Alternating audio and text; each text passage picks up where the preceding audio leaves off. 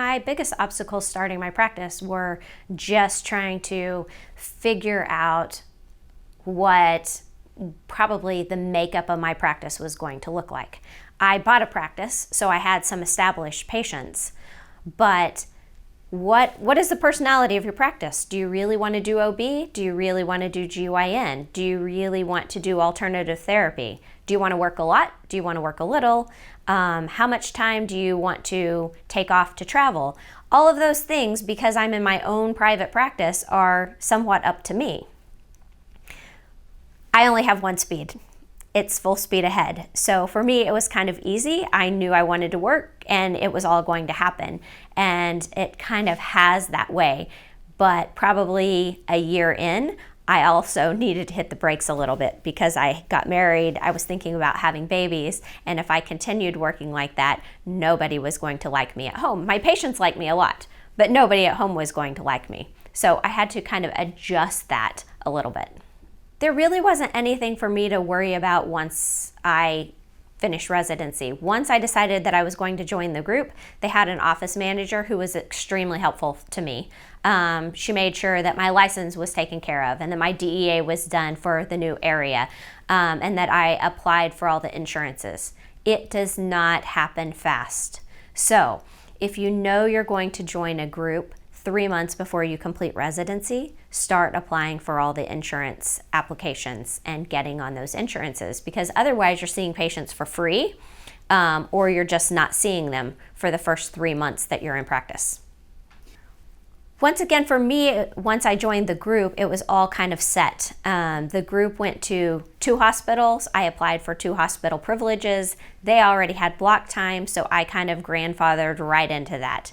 If you are just coming out of residency and have to figure out how to navigate all of that on your own, you're going to get the crummy times that are left over because there's only so much time available.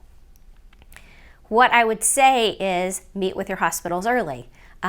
Get those privileges, find out what's available and adjust your schedule to match that. And then as that other time comes available, and if you do a good job and if you work hard and if you bring those patients into the hospital, they're going to help you get better times to fit your schedule.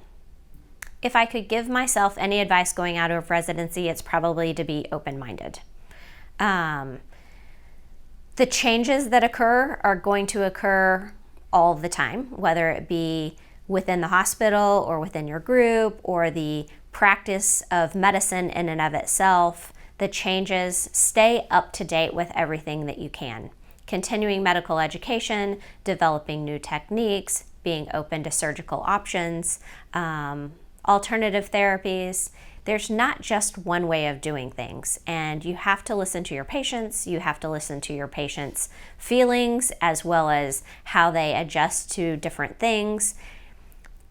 Just because your patients are individuals and you have to take that into consideration, so is every practice and so is every physician that you work with. So being open-minded and being willing to be flexible and make change is probably the best advice I can give anyone. The first thing a resident should do after graduating is take a week to do anything you want.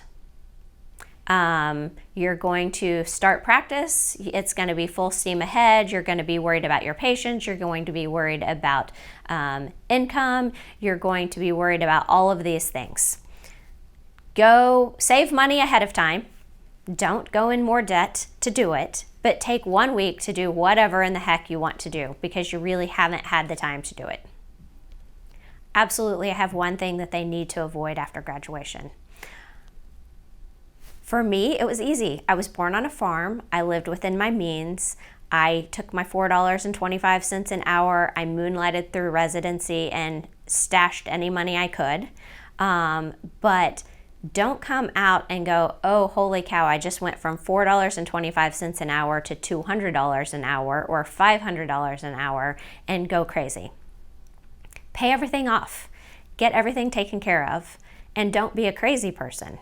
Coming out of residency, I rented an apartment online.